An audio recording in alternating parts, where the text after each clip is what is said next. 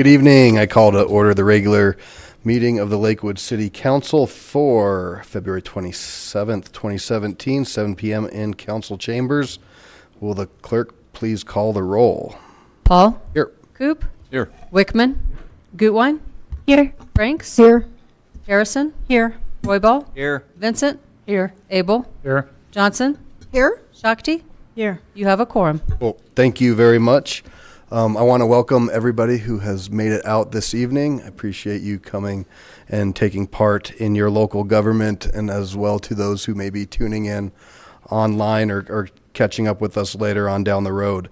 Before we start, I just want to make one announcement for those folks who may have been here for the rezoning cases.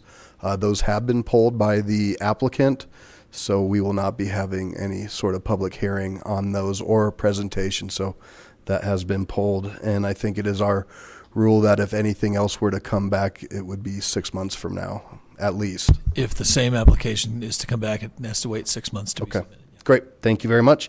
So if you would, please join me in the Pledge of Allegiance and remain standing for a moment of silent prayer. I pledge allegiance to the flag of the United States of America and to the republic for which it stands, one nation, under God, indivisible, with liberty and justice for all.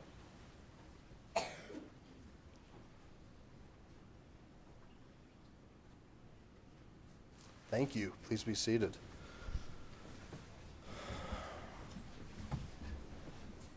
The clerk, please read item 4. Item 4, presentation, Advisory Commission for an Inclusive Community Annual Report.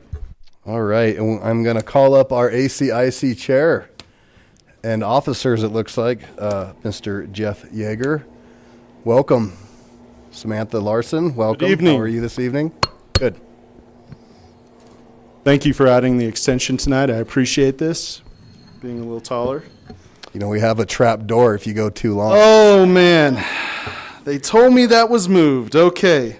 Sam said, yeah. All right. Well, you know the drill. Thank you so much for having us. Good evening.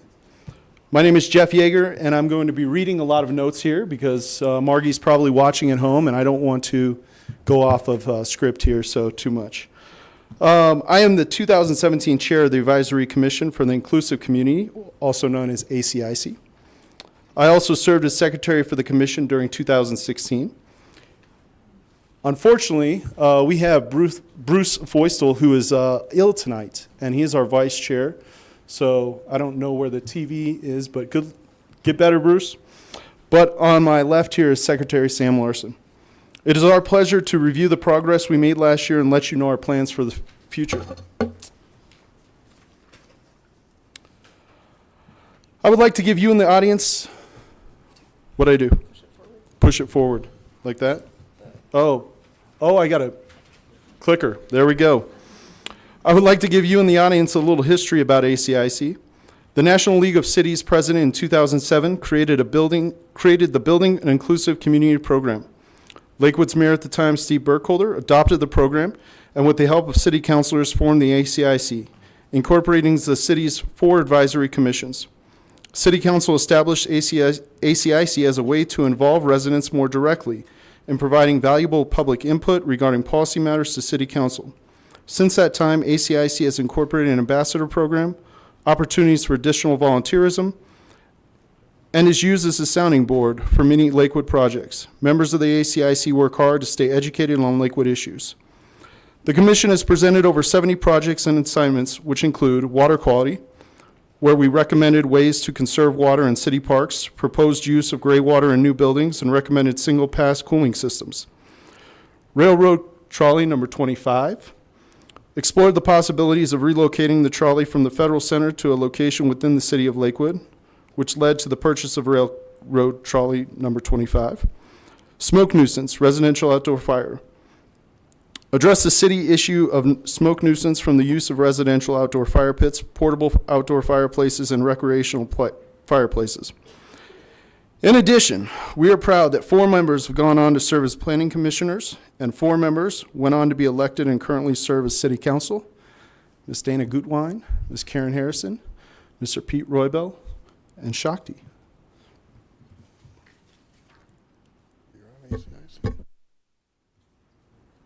At our November meeting, the commission elected new officers who serve for 1 year. I'd like to recognize the other executive board members. They are Cindy Girk, Civic Awareness Committee, Lynn Novak, Neighborhoods Committee, and John Danhay, Sustainability Committee. I think they're all working hard tonight. So that's where they're at. They're doing their assignments right now. Unfortunately, couldn't be here tonight, but we want to thank them for all their hard work over the last year. Let's see. 2016 was a productive year for ACIC and its members. A few of the assignments, did I go? There we go. Front and back, sustainability, guys, front and back pages. The commission is made up of 3 officers and 27 committee members who serve on one of 3 committees. The Civic Awareness Committee makes recommendations that promote civic responsibility and participation through education to create a more connected citizenry.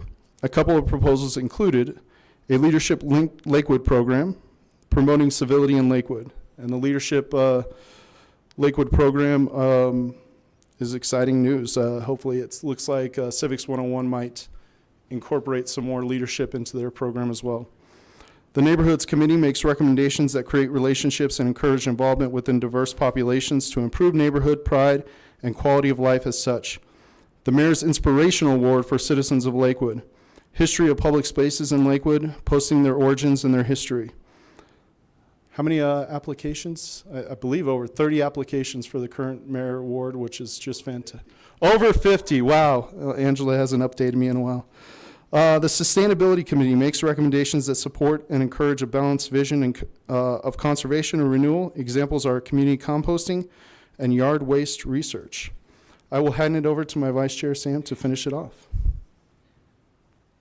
Thanks, Jeff. Just want to touch on a few of the accomplishments that we've made over the last year.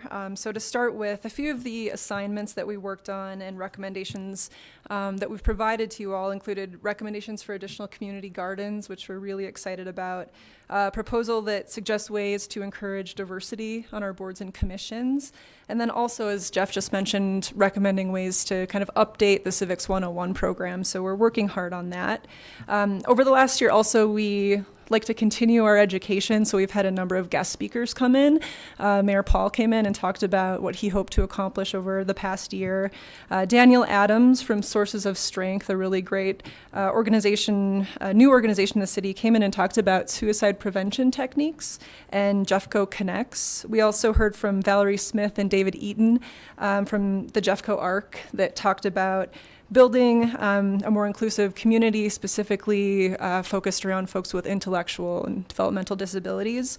And then we also had 2 people come in from Red Rocks Community College, Wendy Bird and Tony Nicholas, who talked about their efforts to enhance civic engagement in the community, and we're looking at different ways to partner with them on that. So we're really excited, looking forward with those folks. We also had a number of opportunities to get involved in the community in a different way last year. Folks from ACIC contributed to the charitable giving campaign and looked at those applications for 2016. And then also our members served on the Mayor's Inspirational Award Committee. Here we go. I missed it too. For the next year, our future plans, I just want to note. So the City Council assignments for ACIC, we're still working on and actually are nearing completion on a number of these proposals. So the Community Celebration and Fireworks Show sponsored by the City of Lakewood, we're continuing to identify that possibility and we're almost done with that. Recommending methods to encourage energy efficiency in neighborhoods, private residences, and local businesses. Researching possible locations for dog parks, methods to encourage owners to pick up dog waste, and enforcement of leash laws. Another is identifying ways to spread bike education in the city. Another, recommending possible changes to on-street parking restrictions and possible enforcement options.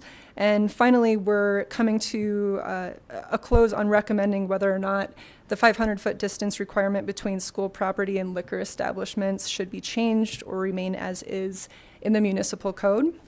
In addition to that, the Commission is working on a grassroots project to increase and promote volunteerism on ACIC, but also throughout the city as a whole, since we depend largely on those volunteers to accomplish a lot of great things. Also, just want to note our ambassador program that ACIC contributes to. So ACIC members serve as ambassadors for the city, attending other agencies and organizations' public meetings and reporting back to council on issues that pertain to the city. So right now, ambassadors are attending meetings of Jefferson County Parks and Open Space Advisory Committee, the Jefferson County Board of Commissioners, Foothills Animal Shelter, Jeffco Public Schools Board of Education, and then also the Regional Air Quality Council. And thank you for your time. At this time, I'll turn things back over to Jeff to wrap us up. Who gets to go to the RAC, the Regional Air Quality Council? You fight over it. That's cool, though. Sorry. No questions, sir. No questions at this time. I would like to invite and encourage interested residents to attend our meetings, of course, and become involved in our community. It's an exciting time given the politics, no matter what level of government, and getting involved within your local government is always a good idea. Residents can visit Lakewood website for more information or stop by the city clerk's office. On behalf of ACIC, we'd like to thank you, the City Council, for giving us an opportunity to make our community a better place. We'd also like to extend a warm and gracious thank you to Margie and Ethan, who are both not here. But they do wonderful work with us and keep us going in the right direction. And most importantly, Margie keeps a smile on our faces. So that's always a good thing. This concludes our presentation, and please let us know at this time if you'd like to have any questions answered. I think there probably will be some questions. So I have some comments, but I'll wait if there's questions. No questions. Would your folks who are here tonight stand so we can? Absolutely.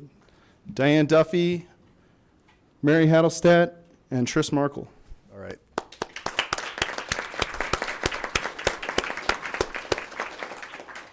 Well, thank you all very much for your service and for the presentation. I know you guys have been busy, and we have a retreat coming up on March 18th, so you'll probably have some more assignments, which will be great. But I've said this before, throughout time, your proposals and your recommendations, they just get better and better, and they're at a real high quality. So I'm anxious to see the liquor distance for those folks who may not be tuned in. That's of great interest to a particular restaurant in town, but we can't just change the liquor license for one restaurant. So it was given to this group to take a look at some recommendations for us to maybe consider. And then, of course, the community celebration is something that a lot of folks, I think, up here are really anxious to see as well. So good stuff. Mayor Pro Tem Harrison. I just wanted to say what a wonderful job you guys do. I'm really, really thrilled I was part of that original 2007 charter membership. And you have accomplished so much more than we did. And the growth of ACIC it just, every year it gets better. And the quality of work that you do, the thorough researching to give us input is really, really valuable. And I just wanted to say to everybody that's serving on ACIC, we value your time. We know it may seem like another meeting to go to, but we really appreciate your time and effort. We know you give it to us and leave your families at home those nights when you do that. And we really appreciate that because it takes a village. So thank you very much.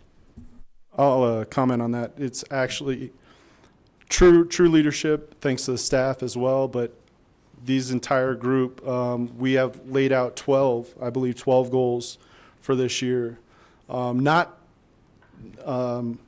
directly relating to a proposal, but how we operate. Can we be more efficient? What best practices are there for researching? So it's exciting to see. It will be exciting to see some of the future endeavors. Councilor Gutwein? Just also briefly want to thank you so much. What a phenomenal group of people, and it was such a great pleasure to serve with all of you. And it's really exciting to hear all of the projects that you bring forward. So thank you so much for the amazing service that you provide for our community. Thank you. And one other thing, the reports that you do when you go to other boards and commissions. Those are very helpful as well to see what's going on at the Foothills Animal Shelter. Now, do you go to the library board, or did you used to go to the library board? We might have. Okay. Based upon, It's just kind of how many folks you have, what you can handle. Okay. Good stuff. Well, thank you. you're welcome. Yeah, you're more than welcome to stay for the rest of the evening.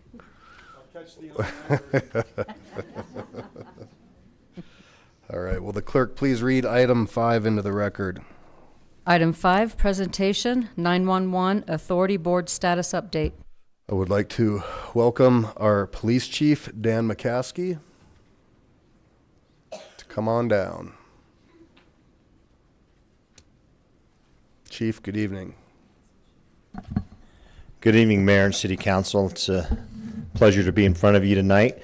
We have an update on the Regional Communications Center. I know Councilor Roybal and some others have asked for this, and I believe this is actually our 4th update that we've done for City Council regarding this. So we're making progress, and we're getting closer to completion. So, and I know some of you have also toured the facility, and so we're excited. We're getting there. So tonight I have with me the Executive Director of GEFCOM. That's the acronym for the Regional Communications Center, Judith Wyszynski-Price, and she's going to do a short PowerPoint and give us an update. And I also have Jeff Irvin here tonight. He's joining us, and he'll be next up.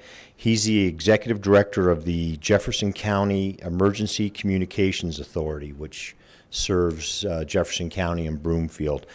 I always just call it the 911 Authority Board for short because I can't get all that out. But Jeff's going to talk about the 911 Authority Board, IGA, that's and some recent developments with that and the emergency telephone charge fee increase. So there's no actions required by council tonight. This is just a presentation. So there's nothing that's required of you, but any questions you have, we'll take at the end. And with that, I'll bring up Judith, and she'll start with a presentation and a short PowerPoint. So, thanks, Judith. Good evening. Welcome. Thank you. Good evening, everyone. Well, tonight I just wanted to give everyone a short update on what's going on with GEFCOM so you know where we're at and how busy we've been over the last couple months. I'll start out by refreshing you on why we're looking at consolidation and going forward with this project. There's 2 main things we hope to accomplish, or believe we will accomplish. The first one is a higher quality of service for our citizens and our responders. We have 8 911 centers right now operating within Jefferson County. 5 of them are law enforcement, and those are who take the 911 calls right now. And then when there's need for fire or EMS response, those 911 calls have to be transferred to the 3 fire department 911 centers. And we're hoping to remove that transfer process out of the 911 call taking portion of it to better provide a service to our citizens and to reduce the opportunity for mistakes and accidents to happen. We also feel like having everyone, all of our dispatchers, all in the same room together will help us with our interoperability, our ability for agencies to communicate with each other when they're responding to multi-jurisdictional calls. Because we're just right in the same room and can talk to each other much more easily and share the information we need to. We also hope to find some efficiencies in cost. We believe that turning 8 centers into 1 will reduce a lot of redundant software and staffing that's occurring right now, and we can find those efficiencies and do the same work at a higher quality for a cheaper cost with this consolidation. So right now our timeline is we plan to have all of our technology projects and our training finished by the first part of November this year, 2017, and then we will start a phased go live where we will in multiple phases start physically moving the 911 centers into GEFCOM and start operating from there. For Lakewood in particular, we're looking at an employment transition of April 1st, 2018. We felt that that was a great point to make that change. That's the end of your benefits year, so it will impact the employees the least, and we wanted to make that as smooth as possible for them. For our actual project status, the 3rd floor of the West Metro headquarters is where we'll be located, and we have a remodel project going on there. We hope to start construction the end of March, possibly the first week of April. We have multiple technology projects going on, including a computer-aided dispatch software system, a phone system, a logging system, which is what records everything that we do, and adjustments to the radio system so that we can hear and talk out of that new location. We're beginning to bring on staff to assist in this project, including a technical systems manager and an HR manager, and hopefully in April we'll have an accountant on board. That way we can pay our bills. We'll soon start an RFP process for our benefits broker so that we can begin putting in place everything we need to bring on our major portion of employees at the end of this year and into 2018. We are doing things like creating an employee handbook, creating finance policies. We're working with all of our agencies to develop operational policies that will work best in a consolidated environment for everyone.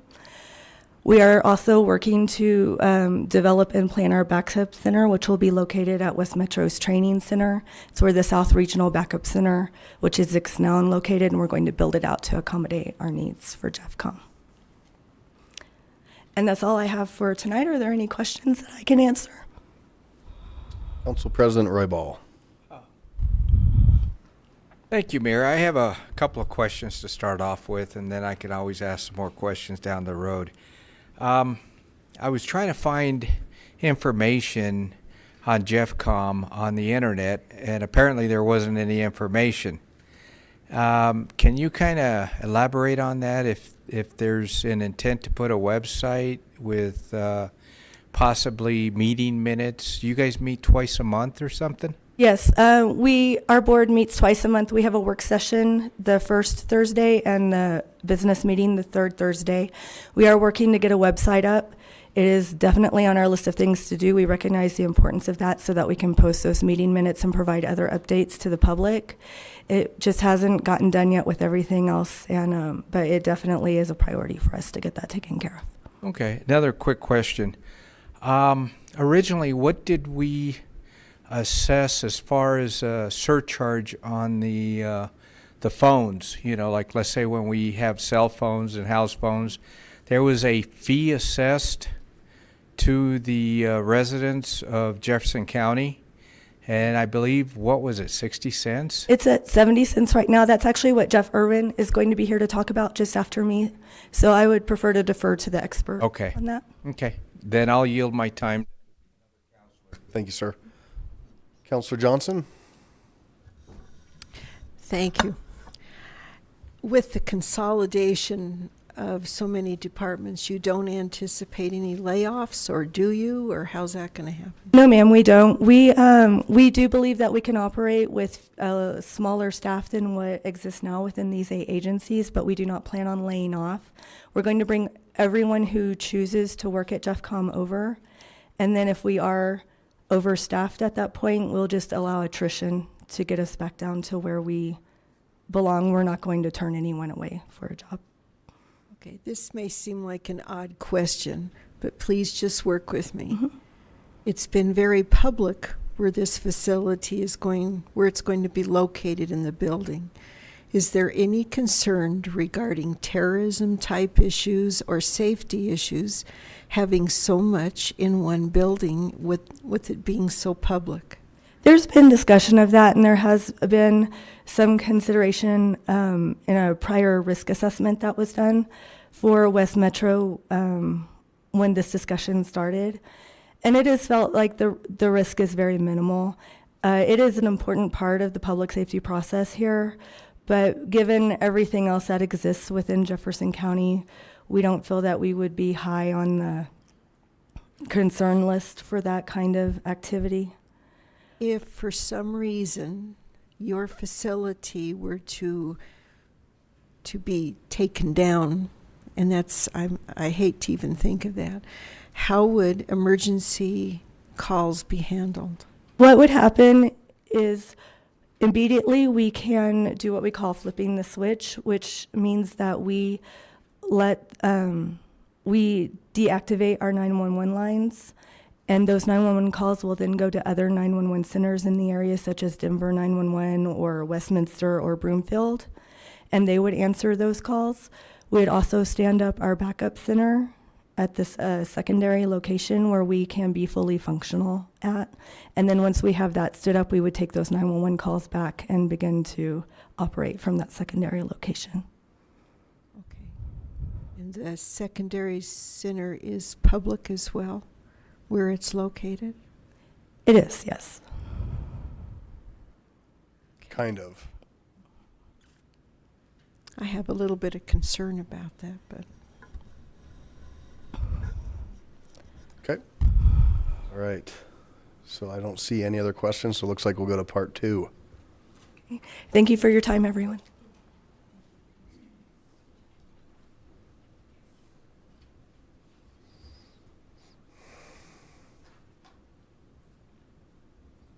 Mayor and Council, I'd like to introduce Jeff Irvin, the Executive Director for the Jefferson County Communications Authority. So, and he has a PowerPoint for us. Thank you. Welcome, Mr. Irvin. Good evening. What I'm here to talk about tonight is the, which one do I click here?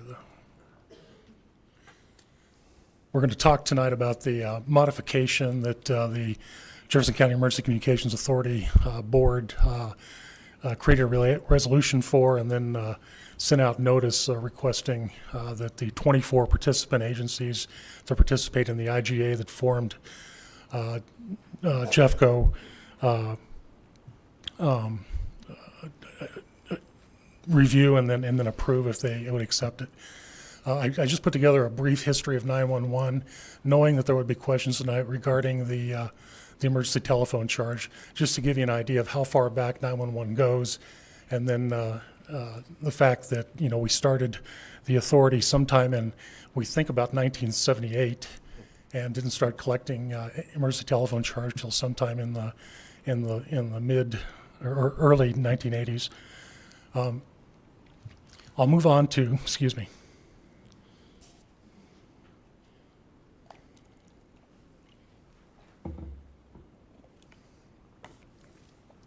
The purpose of my coming tonight is to discuss this modification of the Third Amendment. The Third Amendment, when it was established, tied the emergency telephone charge to the statutory language that the state legislature had created. At that time, they created a limit of 70 cents to which an authority could take the charge without PUC permission. Unfortunately, we didn't realize this or catch this until we started going through the process, preparing an application to go to the PUC for an increase. So that's the reason that we submitted this request for a modification, and we did that, I believe, December 19th. There were 60 days to respond, and now here we are. The deadline for response was February the 17th. So at this point, we have 17 agencies who have approved out of the 24. We have 2 who have not approved, and 5 non-responses. So that's the status. The purpose of the modification is just to allow the board to be able to approach the PUC for an increase. It relieves this kind of self-imposed limitation on the ability of the board to go forward. And I know you've got questions with regard to the ETC charge, so I'll keep it short. Thank you. So clearly you're going forward to the PUC, and the comments were returned on February 17th. Is that, or was that the open period for the public to comment? To respond for the participant agencies that form the IGA to respond. Okay. There's a requirement of a certain percentage of response in order to have the modification approved. So I realize and appreciate we don't have an action before us tonight. My only concern is that when we talk about combining our facilities and we talk about cost savings, the city's going to stay neutral or somehow potentially save less money, but we're going to be going to the ratepayers and ask them to pay more money if the PUC approves that. And so for me, that's a tough one to try to articulate to my community, that we are doing this for better safety. I get that, and I appreciate that. And I understand this has come from a spend down of the reserves, and the city of Lakewood has benefited from grant dollars, I believe, from those reserves. So, the city and the citizens have seen great benefit, but that's just tough for me. And how would you respond to a citizen who says, well, paying 70 cents now and you're going to ask me to go to this much? Yeah, so perhaps to $1.20. What we're really doing here is we're shifting the burden of these costs from the participant agencies to the authority. So all of these years, the statute has allowed for much greater breadth of expenditure, as far as personnel costs and things like that the authority monies could be spent on. And really what we're trying to do is transfer that burden from those agencies to the authority where it really should be seated, and we're able to then have a sustainable method of funding not only GEFCOM, but we would have had to do this regardless of whether the consolidation had come together or not. We were contributing about $4.1 million annually from 2009 to present, and to sustain that level of contribution or benefit to the agencies, we would have had to increase above 70 cents anyway. So that was already contemplated in our 5-year projection. As you say, we were spending down that fund balance that was funded at a rate of 52 cents predominantly until we increased the ETC to 70 cents beginning in 2015, early in 2015. But we knew in the projection at that time that we would have to go higher at some point. The PUC also has been looking at, that 70 cent limit was set many years ago, back in the mid to late 90s.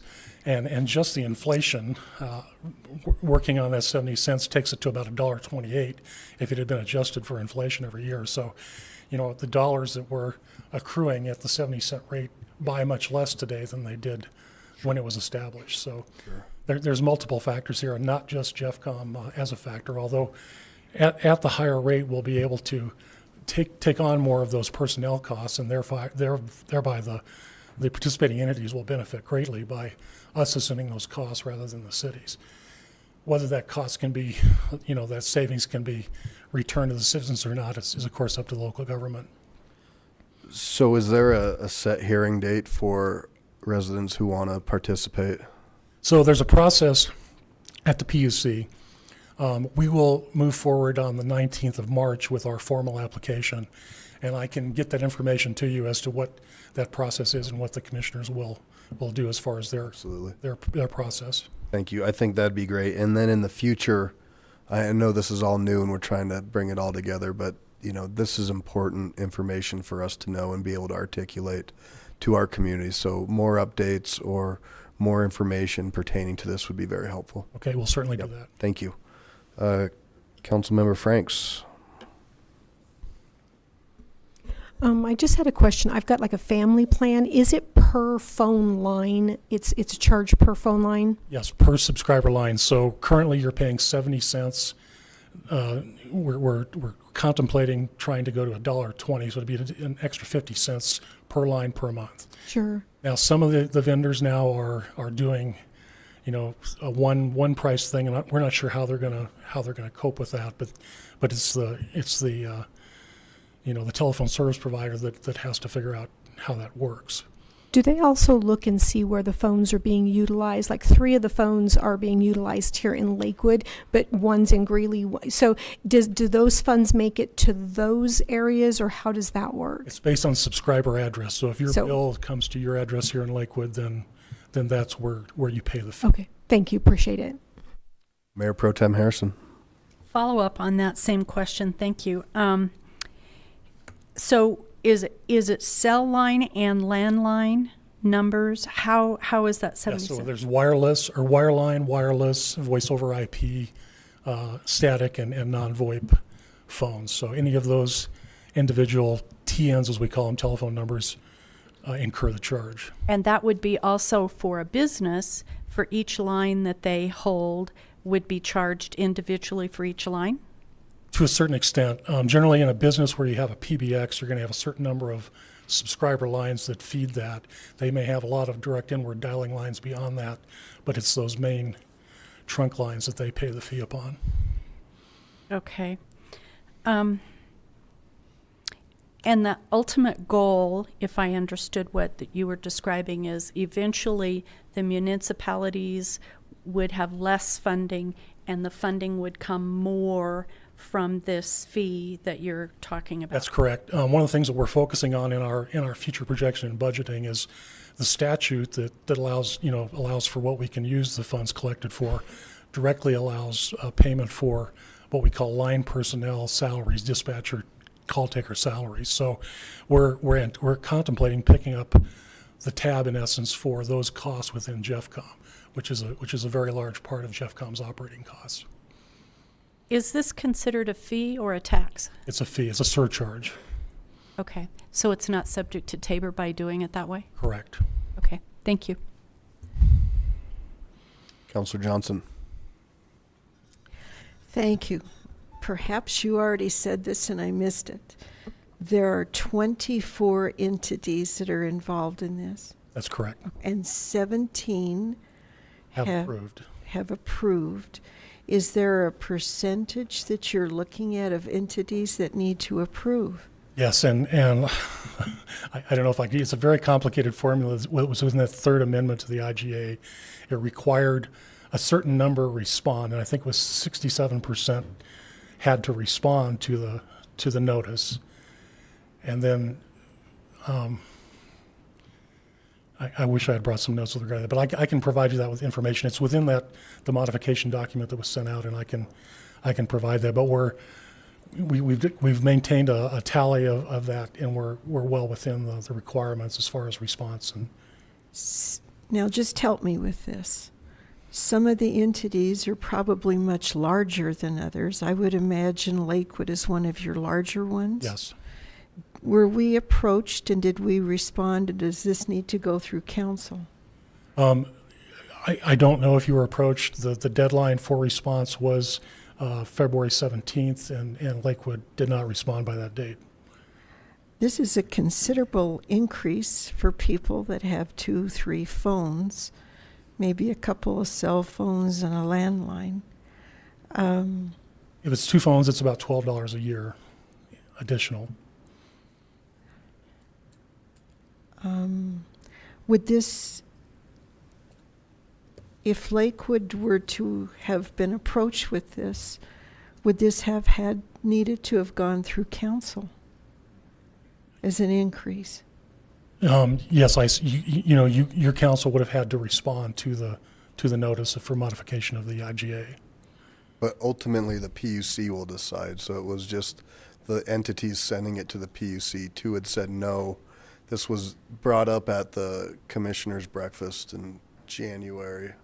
And what this was just allowing, our board had been kind of hamstrung by this language in the IGA that had tied it to the statute. That didn't allow us to go before the PUC for anything above 70 cents. So this modification relieves that restriction and now allows the board to approach the PUC.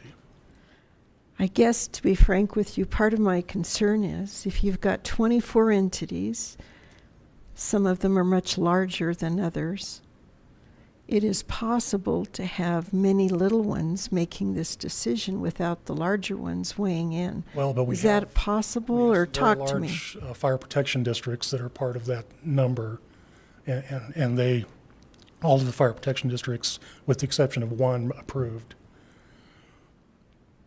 So, and that those fire protection districts encompass the entirety of the city of Lakewood. Okay, I guess I'm still not sure. Was Lakewood approached?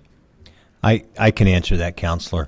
I wasn't aware that we needed to approach council with this until just about a month ago, and then when we reviewed it with our legal counsel, then it was said that the IGA had to be amended. I was under the impression that the IGA did not need to be amended until, like I said, probably about a month ago, and then we were meeting with our legal counsel, so we didn't have the opportunity before the deadline to approach council. We were in the plan was to do that, but it's already been approved, and we didn't meet the deadline. So, thank you. I appreciate an honest answer. Thank you. Okay, that's it. Council President Roybal. Thank you, Mayor. I got a couple more questions. I just want to be clear on this. Right now, it's 70 cents per month per each phone and then you total it up for 12 months. So that includes all the landlines, the cell phones, all the... You have a fax line. Yeah, all the other stuff's per line. And what are you going to the PUC for as an increase, a We're request? going to ask for $1.20, You're going to be asking for $1.20. 50 cents increase. Okay. And then real quick, transparency. I had kind of brought up the information, but by looking around, we had no information what your meeting minutes are, how long you've been doing them, how many times a month you have had. Can you give us a little indication of is there going to be a website, or how can we get the information? We do have a website. It's there on my slide, jceca.org. We don't post the minutes to the website, but I certainly can make them available and ask the board if they'd consider doing that in the future. Okay. And the county clerk and recorder maintains the archive of minutes for our authority. Okay, so can you make them available to the city here? Absolutely. For us? Yes. In fact, we have them on our administrative web, which we can make available to you all. Okay, thank you. Councilor Wickman. Two lines of questioning. Following up on Councilor Johnson, you said there's so many entities and they all have to be voting, et cetera, et cetera. Has Lakewood voted? And if so, do we vote yay or nay? No, Lakewood did not respond. We did not vote. Correct. Okay. Second line of questioning. As I understand it, currently we make a contribution from the city to the authority. No, you don't contribute to the 911 authority. JEFCOM is what you participate in, or will. Do we make a contribution to the JEFCOM? Does the city make any sort of contribution right now, or is it entirely just what the citizens are paying in the way of a fee? From the 911 authority, the funding comes from the 911 authority to the city of Lakewood. There's no money that transfers back to Lakewood, to the authority from Lakewood. I'm confused. So just, I think you might be confusing the 911 authority with JEFCOM. JEFCOM's a consolidated communication center that all of the 8 entities are going to participate in, and there is going to be some funding of costs from the various entities with regard to that. The authority stands alone, collects the 911 charge, and then spends it to the benefit of the 24 participating agencies. Let me start with where we're at right now. Okay. Are we contributing or paying in any way, putting money into it from our budget into whatever? Not into the 911 authority, no. Into anything? Yes, into the JEFCOM new program. So that'll be a shift from our existing communications program, if you will, to the JEFCOM. So, and that's what they're talking about, a decrease in funds or savings because of the efficiencies, because 8 different agencies are all contributing to JEFCOM and creating a new entity called JEFCOM. That is funded through our existing operating dollars out of the PD. So JEF represents the 911 authority, and Lakewood as a city organization doesn't contribute into 911. That program is funded through the cell, landline, and these other services that Jeff's speaking of. Jeff, you might want to speak to some of the grants that Lakewood in particular has received over the years from the 911 to kind of delineate, to show the difference. So, for instance, we've had various program funds, one of which was a mobile data computer replacement program where over a 3-year period, we replaced all of the mobile data computers in all of the fire and law enforcement agencies within our service areas. So Lakewood benefited greatly from that in that all of your mobile data computers were replaced. There was a time, I believe it was 2 years ago, when the Harris radio system was going through an upgrade to a new level of P25 that would allow for encryption. All of the handheld portable radios that all of the Lakewood personnel, law enforcement personnel had, could not be upgraded. So our authority, not only for Lakewood but for several other agencies that were on the Harris radio system, came up with the money, about $800,000, to buy all new radios for everyone. Of course, over the years, we've provided recurring CAD maintenance costs, different types of upgrades for the phone systems and the logging systems. There's some very large programs that we have funded over the years that are within the definition of what we can fund with 911 monies that have greatly benefited the agencies. All right. Let me go into a little bit more specificity on the actual budget numbers. We're looking to make some savings down in the future. So let me start off with, in general terms, how much money are we putting into this currently this year? One thing I might mention is that we budgeted almost $6 million for transition costs in 2017 for JeffCom. So we're funding $6 million of the transition costs for this initial year to cover the remodeling and all these costs associated with the first year. Did you want to speak, Judith? For this year, the startup costs for JeffCom are coming from in its entirety from the 911 Authority. The City of Lakewood is contributing no funds to JeffCom in 2017 for our startup. Beginning in 2018, in 2017, though, the City of Lakewood is, through the police department budget, supporting your existing 911 center. For JeffComs, beginning in 2018 when we go live, we will be receiving a portion of our operational funding from the 911 Authority, as well as each of the participating agencies. They will be making a contribution. For our operational budget, I'm sorry, I can't remember specifically what Lakewood's portion is, but the I believe in 2015, for these 8 PSAPs, it took roughly about $18.5 million to operate all 8 of them. And we are projecting that we will operate JeffCom in 2017 for about $15.25 million. Does that help? No, I'm sorry. Again, how much have we, if I were to pull out the budget right now and say, look in those lines, how much money in that budget is going to this currently? Because today we run our own communication center still, there isn't any money going to this in 2017. How much are we spending on our communication system currently? Our budget's about approximately $3.5 million to run our entire comm center. That's equipment and personnel. So we would anticipate that $3.5 million would now be gone. Would that be the savings or something less than that? I'm starting off with a starting point of $3.5 million. What am I going to be looking at in the future? Counselor, I don't know the exact figure. I know when Chief Pletta was involved in the initial development of this, he estimated that we would be saving approximately $500,000 a year. I don't think that, but let me clarify. Can I clarify, please, though, that I don't think that we're going to be saving that initially, because I think some of the startup costs for the first year or two are going to take up some of those funds.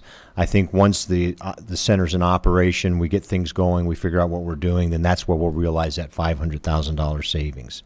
So the first year, I'm not expecting that. There we go. Got my answer. Thank you. And so we're going to 8. Right now there's 24 agencies. Well, no, there'll always be 24 agencies that are part of that form the IGA, right, and that participate in the IGA. We're going from 8 PSAPs in Jefferson County down to 1 JeffCom. Okay. Eliminating 3 secondaries. And so the 24 agencies are composed of all in Jefferson County, police, fire, and Broomfield. Okay. So all of the fire agencies. So all the way up to Evergreen. Yeah. Everything in Jefferson County. Inter Canyon, all those. Okay. Yeah. And then you've got North Metro Fire and Broomfield, and Broomfield and Westminster will also benefit from this increase. So Adams County is currently at $1.20. The citizens in Westminster are paying $1.70, even those in Adams County, and they approved it. Okay. Looks like a couple more questions. Councilor Gutwein. Thank you. So I know in our community, safety has been one of the priorities. It's always in our citizen surveys and a primary thing I hear from our community. And then there's also a concern anytime there's increases in costs. Certainly, we can all understand that. So you mentioned that there will be the public process, and we'll get that information, which will deliver to the community. But in that process, will you be explaining, what the consequences would be if that weren't not to pass, and there would not be an increase in the fee, so that people can understand, kind of the pros and cons of passing and what the consequence they might feel if there were to be no increase? In the application to the PUC, we'll certainly be explaining what the benefits are, what we intend to use these monies for, and what the benefits will be, and how we've been fiduciary in using the funds that we've collected and spent up to now. As far as projecting a downside to the PUC, I don't know that we'll do that, but we certainly could create something like that for y'all to have to answer questions or have available. Okay, thank you. And then, of course, the public gets to contribute or participate in this process and offer feedback and comments during the PUC app? Yes, I believe there is an opportunity for that. Okay, thank you very much. And the PUC process is a little bit different. I don't know if you have to submit written comments or written opposition, and then it is on their website, I'm sure. So if folks want to tune into their website, you can find out exactly what your application consists of and what the asks are. Correct. Council President Roybal. Thank you, Mayor. One question did come to mind. Speaking of the JEFCOM 911, do we have any other 911s in the metro area that have succeeded, or do we have some that failed? There have been increases in recent, within the last year or so. There's one that's, what happens is there's a process whereby when you make the application, PUC staff reviews it, and they're having a pretty streamlined process for increases up to $1.28, because they're bearing in mind this inflation concern with the 70 cents, but they're also looking at what the intended use is. Now, El Paso Teller went forward for an increase to $1.90, and that was kicked to an administrative law judge. So it's in the process of review now. Don't know what the outcome will be, but that's what happens. Is if for some reason the PUC does not elect to review it, then it goes to an administrative law judge to review. Again, successes. And do we have a 911 call center that has failed in the metro area? Not that I'm aware of, no. Okay, thank you. And to that note, Council President, I think Arapahoe County is currently looking at doing a combined 911 center like we are with all their municipalities. South Metro Fire. South Metro, yeah. Yes, sir. There's also Adams County, and I don't know the status of ADCOM. I know they were a longtime regional communication center. I think Thornton dropped out. I don't know what their status is now. There's a lot of combinations like Parker and Lone Tree. Both they have the same dispatch center. Douglas County, I believe, dispatches for like Castle Rock. So I think we're fairly unique, other than the Adams County model. But nationwide, I know it's been a very successful trend in cost in public safety and cost savings. That concludes my questions. Councilor Franks. Mine's more just of a comment. It's always important, everyone wants to look at, rising costs, and I've got 5 phone lines. But I think it's really important to look at the cost-benefit analysis, to kind of look at that and to say, yes, I do think that projects tend to be front-loaded, the retraining costs, and, there's a lot of things that go on up front. So while I do expect that we'll get some savings, don't want people to think about that in the first year, but we also have an aging population, at least in my area, and I've seen the numbers of calls for all kinds of services, including fire. And what I love about this is that we don't have to do these transfers, and I know that's not all, it's kind of within the JEFCOM and that, but I think that when we're looking at this, it's important also to look at that cost-benefit analysis and look at all those other things that will be gained across time and further supports an aging community. So I always like to offset that with, I understand that costs are hard to, when you're asked to pay more and more, but some of these services are really vital to people's lives, and those of us that can afford them, I think that it is something that we need to look towards. And some of the programs that we've added in the last 2 or 3 years that have drawn down on that fund balance are things like the Code Red system. We have a very sophisticated emergency notification system now that we didn't have several years ago. The Smart 911 system is funded by the authority and can provide great assistance for those who need a special profile if they have a autistic child or a special needs person in the home. And now we're, currently we have text to 911, which doesn't cost anything, but it will in the future. And with the upgrades to the phone system at JeffCom, it'll be much more sophisticated and able to respond better to text to 911. And that, of course, serves the deaf, the hearing impaired community greatly. So that's great. Well, I appreciate you coming out tonight and helping us out. I know a lot of the backroom stuff is complicated, and you're kind of trying to get through all that. So I thank you for that. And the most important thing is that when folks call 911, they're there. And I think we have a pretty good system in place. Ms. Hodson. I'm sorry. Thank you. May I add 2 more comments? One would be, I don't see any reason why we couldn't link the information about the hearing to the PUC on our website as well, just to better communicate and to make sure, to Councilor Royball's point, it's as transparent as possible.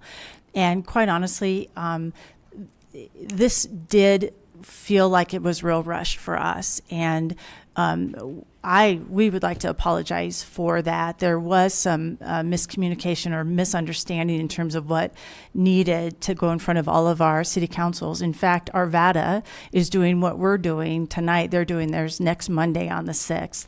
So even though there isn't a need for an approval per se, we wanted to make sure that we were being as transparent as possible. All of the questions were asked, and our constituents were as informed as possible. So to the extent that we can provide links from both the JeffCom information, the updates as soon as their website's ready, to the extent that we can link that, as well as the 911 authority and then the PUC information, just so as we get questions, as you all get questions out in the community, we can help with those answers.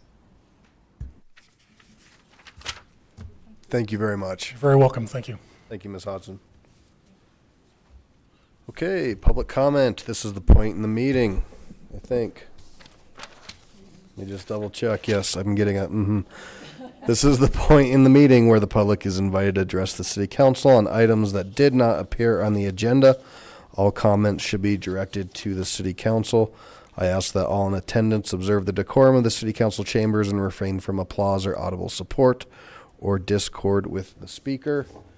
This little black box here will be green until 2.5 minutes. It'll go yellow. And when your 3 minutes is up, we will, if you're not up, we'll politely try to ask you to wrap it up. So with that, and I think tonight the only thing we have is a resolution. So if you do want to comment on the resolution, there'll be a separate public comment hearing. Lynn Judson, you're up first.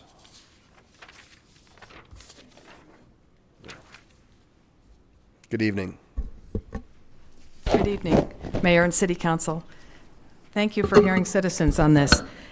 I just want to talk very briefly about quality of life in Lakewood again, and how we have a very distinct and special Lakewood here, very special community.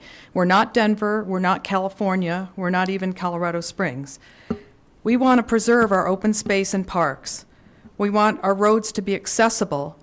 We want to preserve our scenic beauty and recreational opportunities, our good schools, and our high property values. Citizens want to keep those things in Lakewood. I have 2 concerns I'm going to speak about tonight. The first is traffic congestion. Denver is now listed among the top 25 cities in the country in traffic congestion, but Lakewood should be different. We don't want this in Lakewood. I moved here 20 years ago, and then navigation was easy. We could get to anywhere in Lakewood within about 10 to 15 minutes.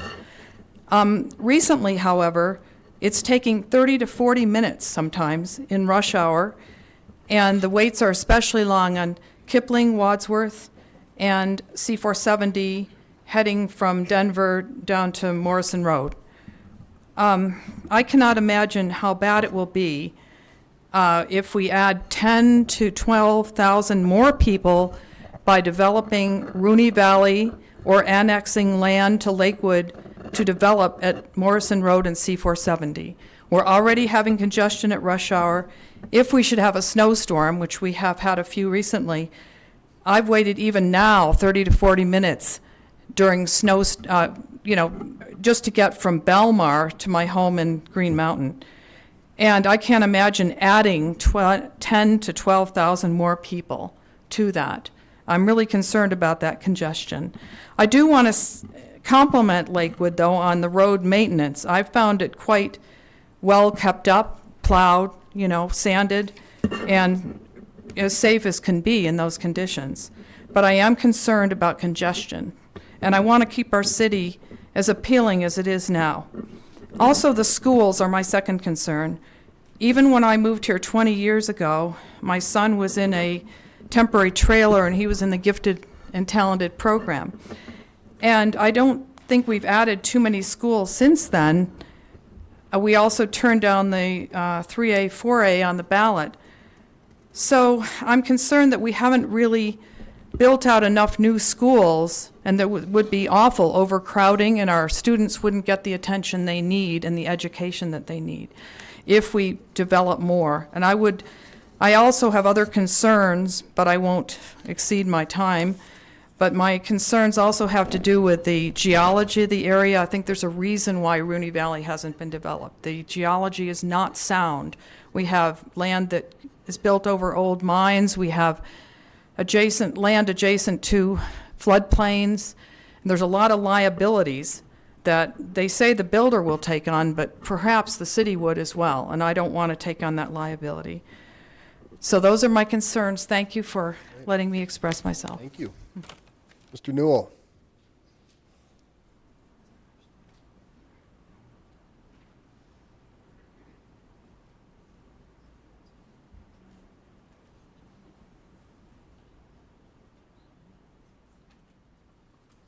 No, you're good. Good evening. Welcome.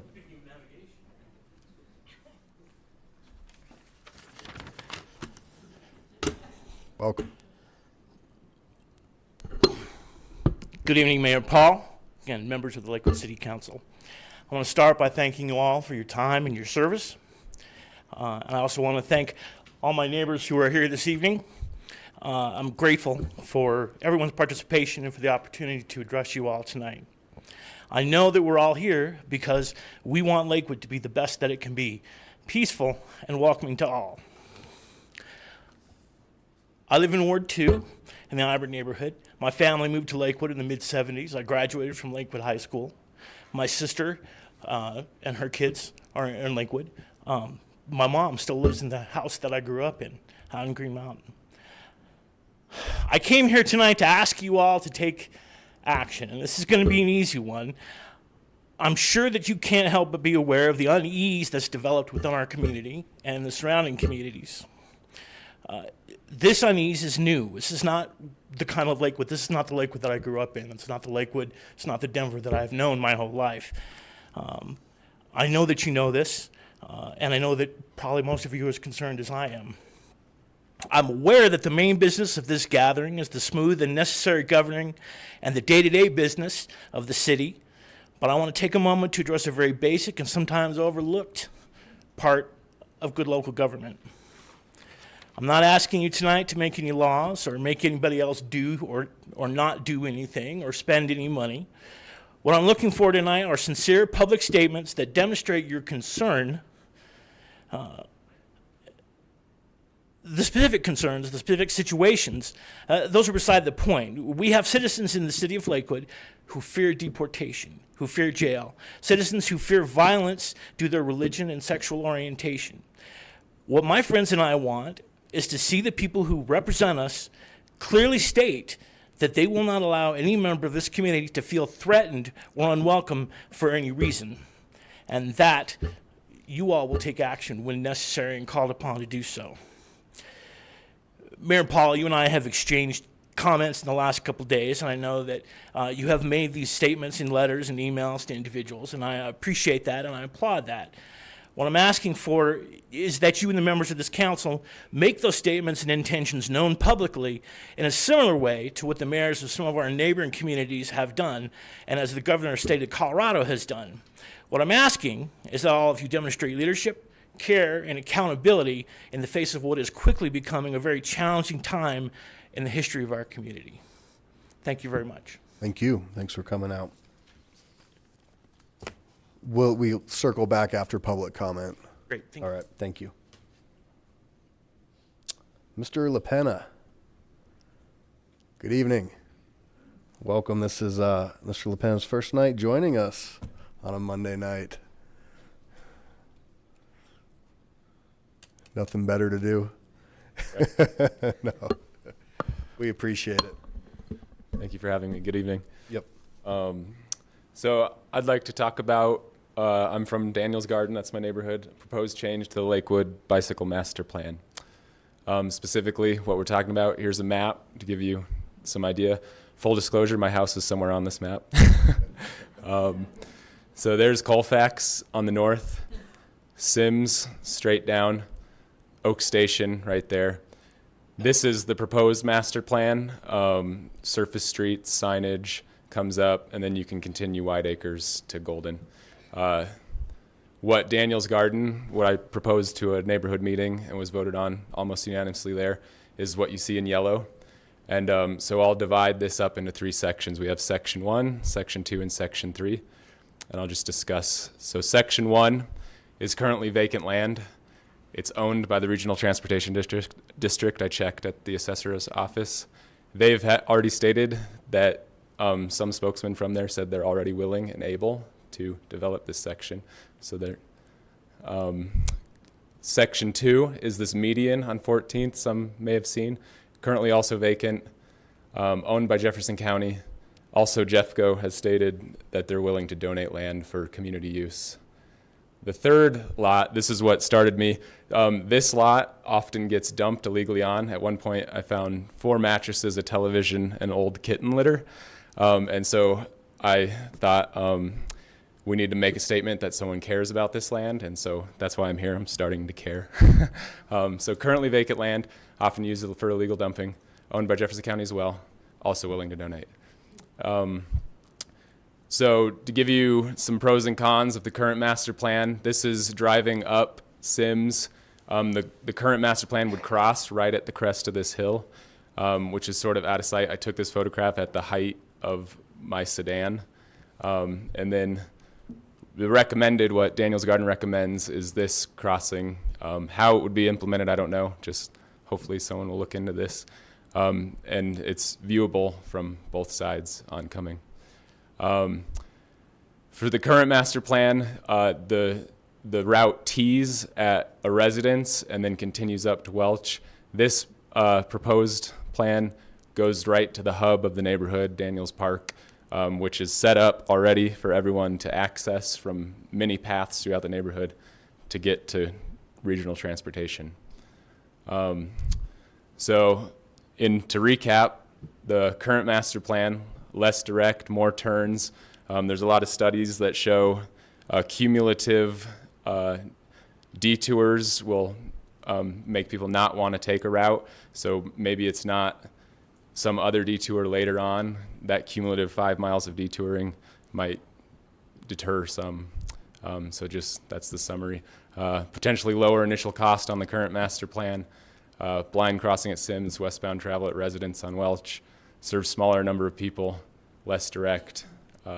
Pros for Daniels Garden proposal, safer crossing at Sims, westbound travel is directed to the park, the central hub of the neighborhood, and that's why it serves a larger number of people. Much more direct. Land is cared for, therefore less illegal dumping, and on street versus, that's supposed to be off street. It's off street versus on street. Yeah, that's it. Thank you for your time. Thank you. Thanks for coming out. And we'll have probably an update for you after public comment, or at least some information.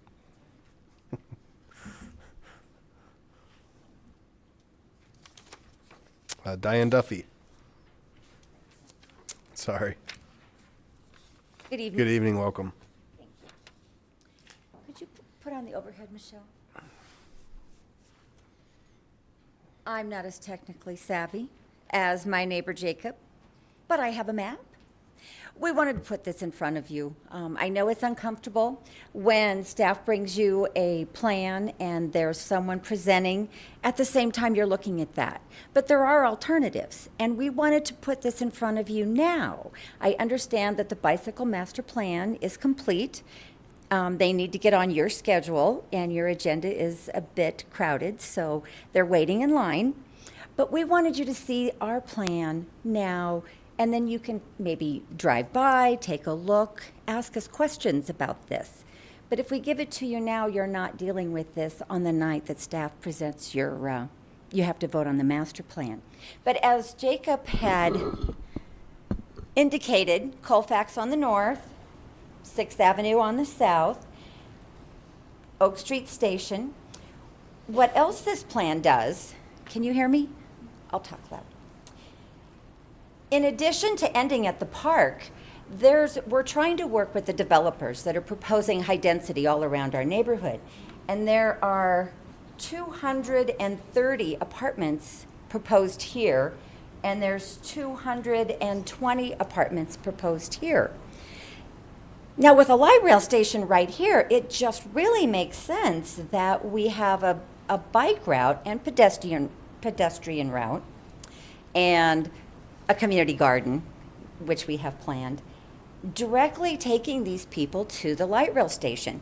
We're going to have traffic. We realize these people realize they're going to have cars parked all over their neighborhood.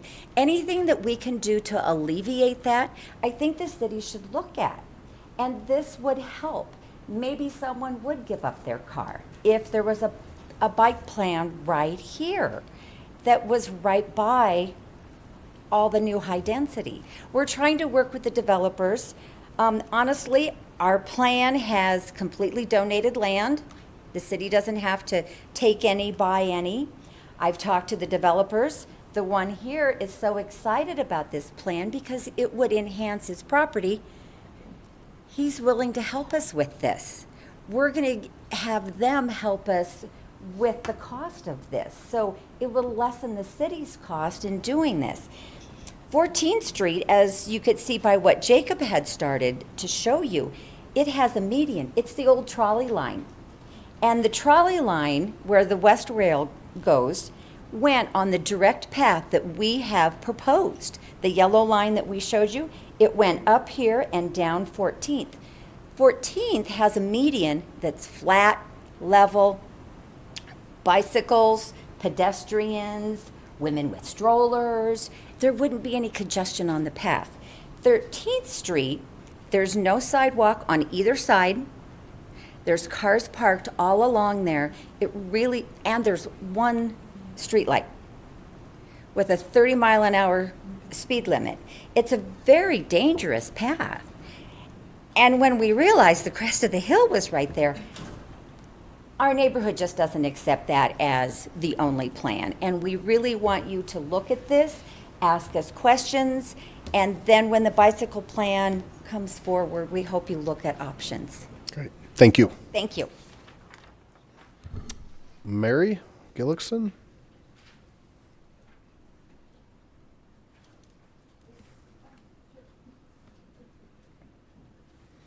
Good evening. Welcome. Thank you for the opportunity to speak to you.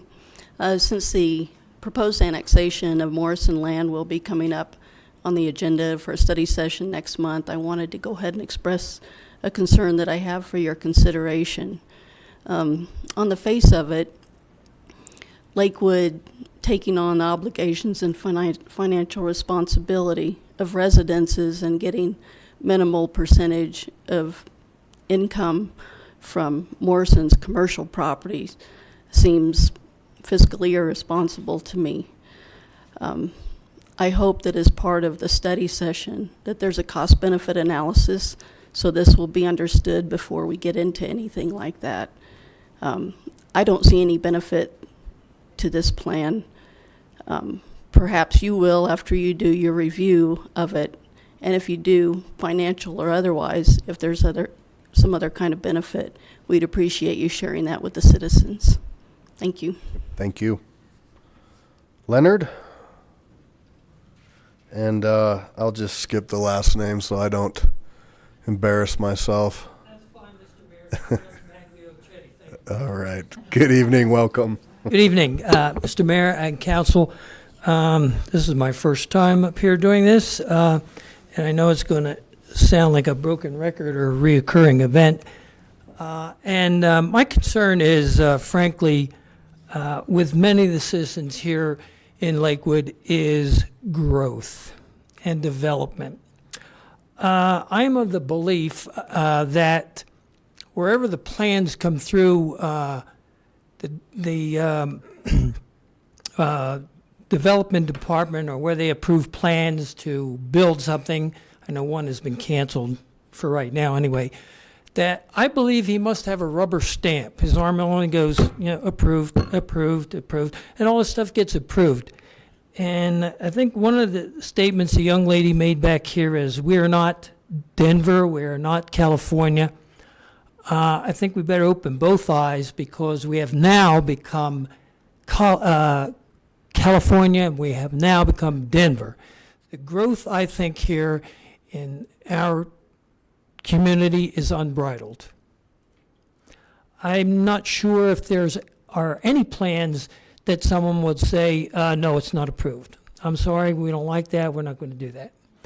I firmly believe that these projects go forward for the sake of not only development, but for money.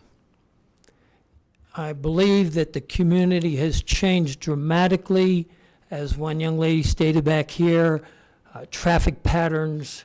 You can't tell the difference between Denver and Lakewood or Aurora or the 409 freeway in California. Someone also mentioned about they want to have community gardens. This development continues on the unbridled path it is on now. There will be no community gardens because we got to build some townhouse or another development there. You say we should get involved. Well, I'm not sure that our elected officials in government care for us to get involved or hear what we say. Maybe they hear us, but are they listening to us? And really taking action to refrain from some of this unbridled development. Someone also mentioned about flipping a switch to change something. Well, I believe the switch for development is broken. And I believe that we're afraid to fix it. And I have a concern, like many of our citizens here, that this growth continues the way it will. Our good police chief is going to be overwhelmed. Our fire departments are going to be overwhelmed. And the 911 is going to be overwhelmed. So I would like someone to have a serious look at this and maybe have the courage and the guts to say, no, we're not going to develop that. No, we've had enough. And at which point, what is enough? How do we answer that question? When is enough enough? I appreciate the opportunity to come before you this first time. Thank you very much. It's a refreshing experience. Great. Thank you. Thanks for coming out. David?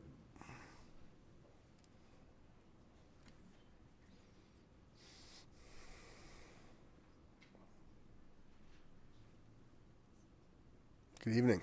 I got the David treatment tonight. I hope I'm not in trouble. Uh-oh. Mr. Skilling. Thank you. How are you, sir? Good. Mayor, Council, I'm here today to talk about the agenda for March 27th. We have the annexation presentation on the 27th, and I would like to ask that we be provided between now and then with some indication of what the presentation will be. Is it Ventana that's making it? Who's going to be there? What they're going to be talking about? Are we going to have documents prior to that presentation? Because right now, I think on the website, it just says presentation. Doesn't go any further than that. And then also when we're going to know when we're going to do the readings, when the vote's going to be. Any indication that we can give at all, that would be helpful. The other thing I'd like to talk about is in between now and the presentation, I would like that if some information from this council can be put out, that would probably be helpful, considering that we've got a lot of misinformation right now going on. We had in our own Ward 4 meeting, we had some misinformation given. People are talking about, well, there might be an ethanol plant built on that property. So that's the name of the company, is my understanding. You are right. The Tharaldson Ethanol Plant 1 LLC. So I noticed by your body language, you agree with me that that would have to be built right next to the unicorn stables if they were going to do that, right? So there's not going to be any ethanol plants or anything built there. But these are the types of things that we're hearing at our ward meetings, that people are standing up and telling, and Ward 4, you know, there's a lot of people that can get a little bit worried when they hear something. I know that. So it would be helpful that between now and then, I know what our timeline is coming up. I know what Morrison's timeline is. I do not want these rumors getting out of control, no matter what they are. That was the big one that stuck out, and I'm glad that you agree with me that there's not going to be an ethanol plant. So with that, hopefully just if we can on the website, I know that it's not usual that you guys say what the presentation is going to be, but right now I don't even know. I mean, if you want me to give it, I can give the presentation, but I don't know who's going to be there. So that would be helpful. Thank you, Mr. all. Skilling. Good night. Appreciate it. We can get back in with the schedule. I don't know. Ms. Hodgson, I think she could probably update us. Ms. Flores. Is Barbara here? There she is.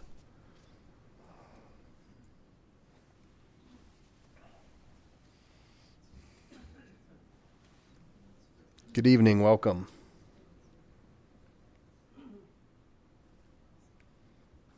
I'm Barbara Flores. I live in Ward 4, and I've lived in Lakewood for nearly 25 years. I'm not as polished of a speaker as the rest of these. You're fine. The first 20 years we were in North Lakewood in Applewood Knolls area and raised our 3 children there, and they went to Wheat Ridge High School.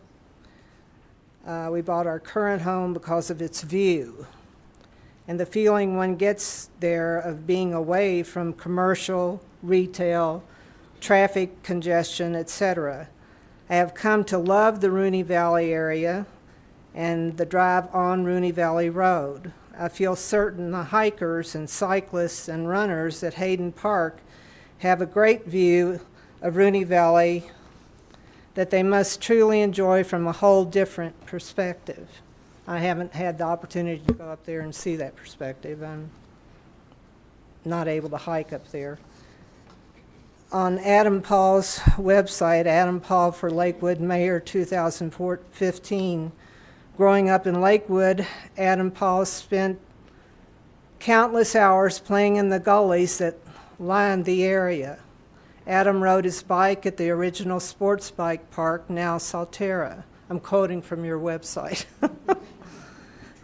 Today, he still enjoys the diverse recreational opportunities in Lakewood that Lakewood provides. Golf at Fox Hollow, hiking on Green Mountain's many trails. How's the view going to be from these trails once the developers get their hands on Rooney Valley? I can't imagine. Are you willing to deprive future generations of young people from enjoying what gullies and meadows are still existent there? There are those of us who bask in the view from the ridge where dinosaur footprints were discovered. We enjoy driving and biking Rooney Road.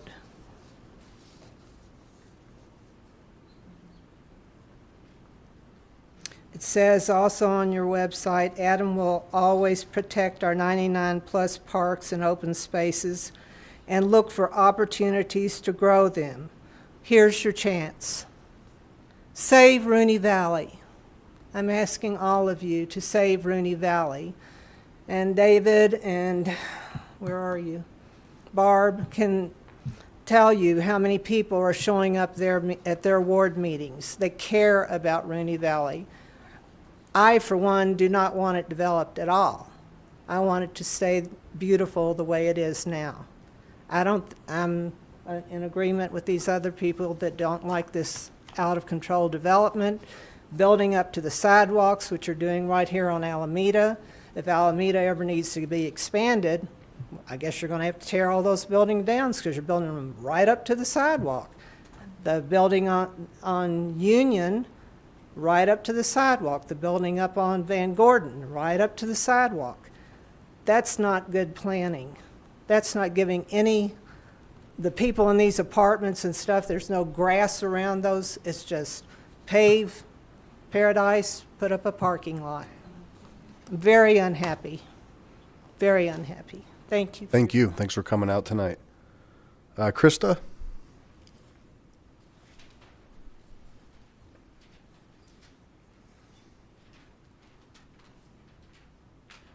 Good evening. Evening. Thank you, City Council. I appreciate coming up in front of you. I'm speaking on behalf of Quality of Life Lakewood.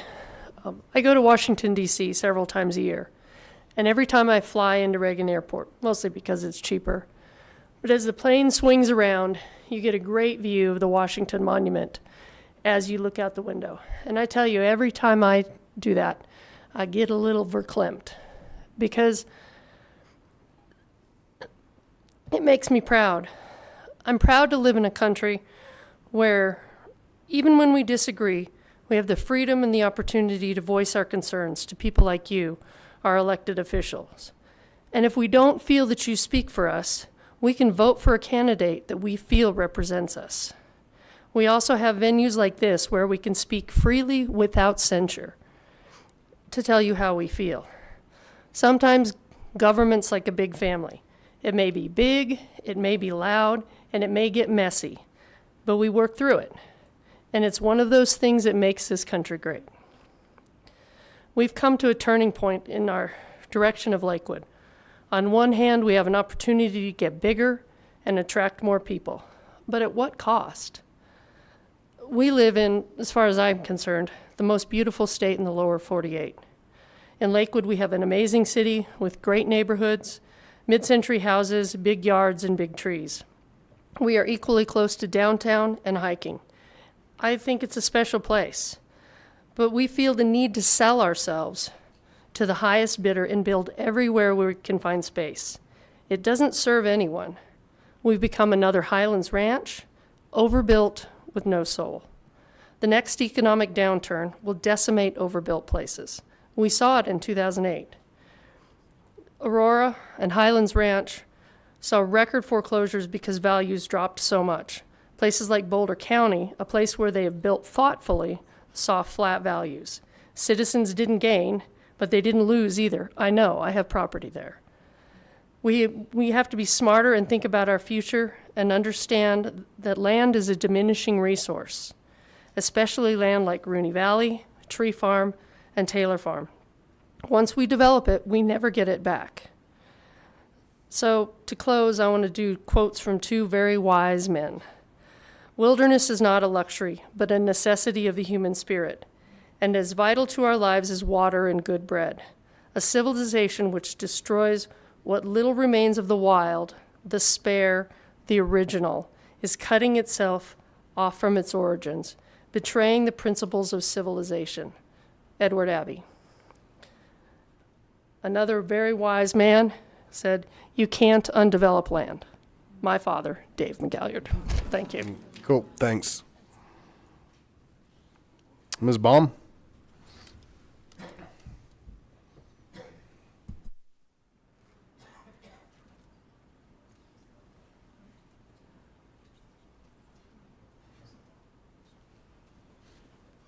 Good evening.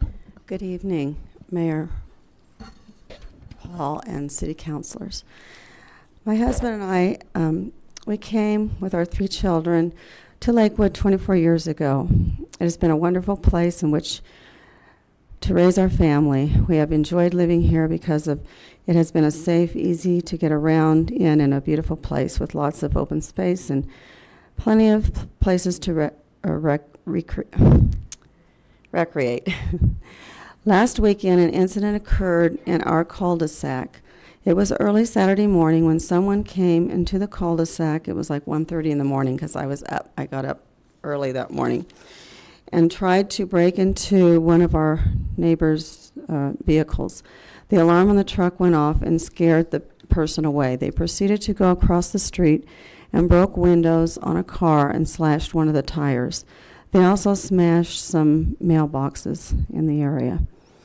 There have been other incidents in the area, such as packages being stolen from porches, Christmas lights and other holiday decorations being taken from yards, strangers coming into backyards, letting dogs escape, then turning on water hoses in the backyard, vandalizing homes and businesses, and cars being stolen and things taken off of cars, and also things taken inside of cars. Bikes being stolen. There was a lady over on Florida, that King Soopers over there, snooper looking in cars and scoping out the inside. And there were 2 young girls that were robbed at gunpoint. That was between Safeway and King Soopers on Alameda there. There was also a carjacking and at least 7 fires in the Green Mountain area. I am very concerned with all the increase in crime in the city. With more density or high density housing, there will continue being more crime in Lakewood. Making sure our city is a safe place in which to live and raise our families should be a high priority for the city. The decisions you make as a city council will impact all of us, either in a positive way or a negative way. I hope you will all work together to make Lakewood a place we all feel safe to live in. Thank you for your time and listening to my concerns. Thank you. Thanks for coming out. All right, that's all I have on my list. Anybody else wish to speak? All right, seeing none, I will close public comment and just touch on a couple quick things. To the folks in Daniels, Ms. Duffy and I had the opportunity to speak, and we have that proposal in front of our Public Works folks at this point. Is correct? That is correct. All right. So staff is currently reviewing. We sure appreciate all of the work and thought that's been put into this alternative, and really appreciate Jacob's PowerPoint. So we'll take that as well as we visit with staff. But I know review is underway right now. So thank you both to Jacob and Diane for all of their work. While I have you. Yeah. Yes, sir. So we have a presentation scheduled. Yeah. And then do we have first, second on the books yet? No. So the intent of the annexation presentation that was referred to, the study session on March 27th, was just a general overview of annexations in general. They're actually, the Rooney Valley annexation that you've heard about isn't scheduled yet. It hasn't even gone to the zoning commission yet. In fact, I understand that anticipated for the month of June. Okay. So the specific Rooney Valley annexation isn't scheduled. However, I'm reiterating, so on the 27th, there will be just a 101 of annexations. We can make that information available in advance if people want to hear. And remember, we also do have public comment on study sessions. Yep. Okay, great. Thank you. I think there's certainly, if folks want to talk about preservation, increase of parks and recreational opportunities, I know that there's probably folks on this council that'd be more than willing to have those conversations and work with the community on ways to fund those types of efforts. So I've had the opportunity to sit down with some of the folks in your group to begin that discussion, and I'm willing to continue any of those discussions as well. Traffic congestion, something that we are all blessed with in the metro area, and it's on, I have a transportation company, so I know very well what's going on, how it's going on. But what I would encourage you to do, and you're right, there's development, there's growth, but the state needs to act. The state needs to do something to either refer a measure to the ballot to create a new source or something along those lines. It doesn't work to piecemeal transportation. The I-70 corridor is vital to the infrastructure, not the infrastructure, but it's vital to the economy. I-25, we're not alone in dealing with this. The Metro mayors and DRCOG and other groups have encouraged the state legislature to refer a ballot measure that would look at a potential sales tax increase to fund $750 million a year. And that local share back would be in around the 30 percentile, coming back to the municipalities to do congestion as well as multimodal. So when you look at the metro area, our needs can be quite different than when you get to rural Colorado, where you're talking about highway lanes, bridges, roads, versus in our part of town, it's definitely could be congestion relief, but also multimodal, bikes, bike trails, public transit, things like that. So stay tuned with that. Both the House and the Senate are in talks. They're in negotiations about what a referred measure would look like. I think it's important that everybody here reaches out to your elected officials and talk to them about how important anything like that could be for you. We're falling about $1 billion behind a year in maintenance alone. Somebody had quoted me as saying we don't have money for new projects. We really don't have money for new projects. If you go onto the CDOT website, you can take a look and get a good idea of what's going on there. So, I mean, it's a tremendous issue for our whole economy as a state. And what I'm afraid of is if the state doesn't act, then you're going to see certain areas start to act.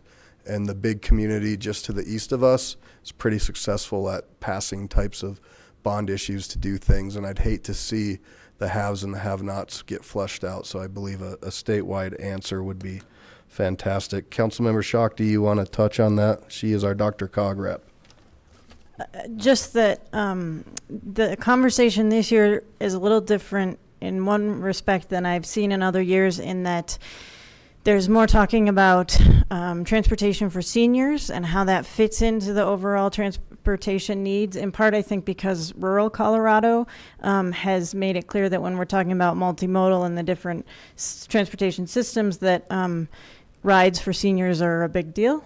So it's good to see those conversations converging. And there's 150 transit agencies in Colorado, so that's interesting too. And those agencies would also be allowed to have some of this money. To put this in perspective, our biggest competitor as a region is the state of Utah, and they've passed their gas tax increase twice since the state of Colorado has. So keep that in perspective. They are our competitor. They did have a nice injection of capital through the Olympics that helped with some of their infrastructure. But when you look at competitive communities, that's who we're competing against. And last but certainly not least, Councilor Wickman, did you have a question on that? For giving speeches, I wanted to give one too.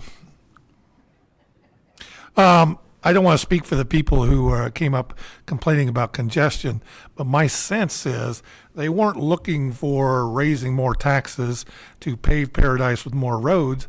I think they were saying, let's have like a little less people. So I'm not sure if your solution is really the one they were looking for. Thank you. So, yeah. I'm just going to keep going with what I had to say, but thank you. If you don't think congestion is a problem statewide, I don't know what rock you're living under. But so the last question came about what our community does to make people feel safe. And I think that's an important topic right now. And I know some leaders in other communities have come out with statements on Facebook and things like that. But this is what I can tell you for me. And our signs, and I used to actually think it was corny when I was a kid, but our signs say we're building an inclusive community. And I actually think that's really cool. And at one interview session for one of our boards and commissions, we asked a gentleman why he moved here. And he said, I actually felt welcome coming to the city of Lakewood because it said we're building an inclusive community. And for me, that means that we don't discriminate against race, color, creed, orientation, or status. Everybody is welcome in the city of Lakewood. And people need to feel safe in the city of Lakewood. And when folks don't, that's when they don't feel comfortable to reach out to the police department because they're fearful. And we can't have that in our community. Rather than making statements, I would encourage our community to go out and talk to those people. Make sure that those folks feel welcome. We have kids in a lot of our elementary schools who are fearful right now. And I've seen it and I've talked to them. And it can go a long way if we as residents go and have that opportunity to talk to them. And I'm going to read something from our police department that'll help elaborate more on our position in the city of Lakewood. Immigration laws are enforced by the federal government, and we do not have any jurisdiction authority to enforce these laws.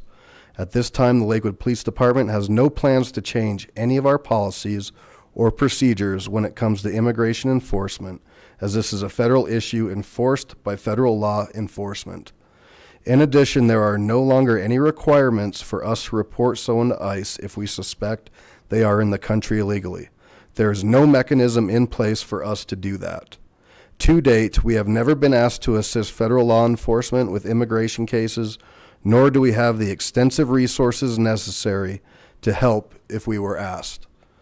The position of the Lakewood Police Department, and this is key, and I thank you, Chief, for this.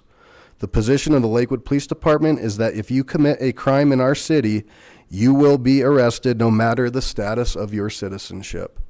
If you are the victim of a crime in our city, you will be afforded the care, respect, and dignity afforded by a professional and compassionate law enforcement agency, no matter the status of your citizenship. And I appreciate that. And that is critically important because folks cannot be afraid to reach out to the first, to our first offenders, to our police, to our fire department. So that's my stance. That's the city of Lakewood from our police department. And if you have any questions beyond that, you know how to reach me.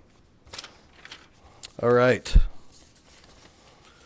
So, the consent agenda is made to speed up our meetings. I'm going off script.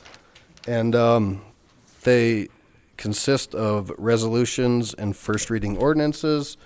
And we have one resolution on the agenda tonight. And will the clerk please read item 17 into the record? The consent Or agenda 7. consists of items 7 and 8. Item 7, Resolution 2017-11, endorsing the 2017-2018 Head Start grant application for the purpose of submitting a request to the federal government for grant funds available to provide Head Start and Early Head Start programs. Item 8, approving minutes of City Council meetings. City Council regular meeting, November 14th, 2016. Before we do the motion, let's go with our presentation. Is that cool? Might be a little bit out of order. So I'm going to invite up Sherry Peterson, the Head Start Director. Good evening. Good evening. I think I'll move this up a little bit. Good evening. And I would like to just spend a few minutes talking to you about the grant resolution that we're presenting to you and why we bring it to the City Council every year. And so this is also considered your annual board training, which is required. Oh. She's getting it to come up. There it goes. So this is also required as of the Head Start Act of 2007 and our new revised Head Start performance standards as of November 2016. So the City Council, all of you, serve as our Head Start governing board, and we have a system in place where the mayor appoints an advisory committee every year to work with us on a as-needed basis, typically monthly. This includes legal responsibility. Again, most of these are assigned primarily to the advisory committee, which helps us ensure the program complies with federal rules and regulations. They have general oversight of the program and the staff members. You help monitor the progress monthly through our annual reports and our monthly reports. But there is one duty that comes before you annually, which is our grant funding approval and the mayor's signature on our funding request. The financial or fiscal responsibility, again, primarily is assigned to our advisory committee, And they help us safeguard our federal funds. We follow all the city guidelines and participate in the annual audit. Our transparency allows us to provide detailed information regarding all transactions, and these are distributed both to the advisory committee and to our policy committee on a monthly basis. We also ensure that funds are used for the intended purpose. We review them regularly, extensive reports, and we also question those expenses when needed. Other general duties assigned to your advisory committee includes compliance with federal regulations. They also receive and review all correspondence from our regional and federal Office of Head Start. They also receive and review the annual audit report for this agency. And then they work with our Policy Council, which is a group of program parents and community representatives. So we have a nice system in place. And this is what it looks like. It's a shared governance between the advisory committee, again, which is appointed by the mayor and provides program oversight. We currently have 3 council people, Karen Harrison, Charlie Abel, and Sharon Vincent, as part of that group to support us in our monthly and daily work. And then we have our Policy Council. So there's a parent representative from each Head Start classroom that is elected. We have 2 early Head Start parents. We have 2 community representatives and a past parent on that group. So what we're doing with our funding is we're still providing care for families who are at 100% of poverty. And we prioritize their applications when they come in. And next year, or this year, we will continue to serve 110 funded enrollment. 90 Head Start children who'll be like in classroom settings, preschool settings. And then we have 20 early Head Start children, birth to 3, and we also serve prenatal moms as part of that count. This grant pays for 16 teachers and assistants, 3 family support staff, 3 early Head Start home visitors, and then our content experts like nutrition, health, education to keep us on track. So part of the grant that we have, we're going to be entering our 3rd year out of 5. Every 5 years, we are given permission to apply for another federal grant. And so we have very program goals that we must meet and show compliance with. These goals were put together 2 years ago with the parents and the current advisory committee. And so I just wanted to kind of go through generally what we're looking at so you can see the extensiveness of these goals. Number 1, children will grow and develop social emotional skills in a strong, inclusive learning environment. So we pulled together curriculum that really support children birth to 5 and their social emotional skills. And this leads towards strong school readiness, so they're ready for kindergarten.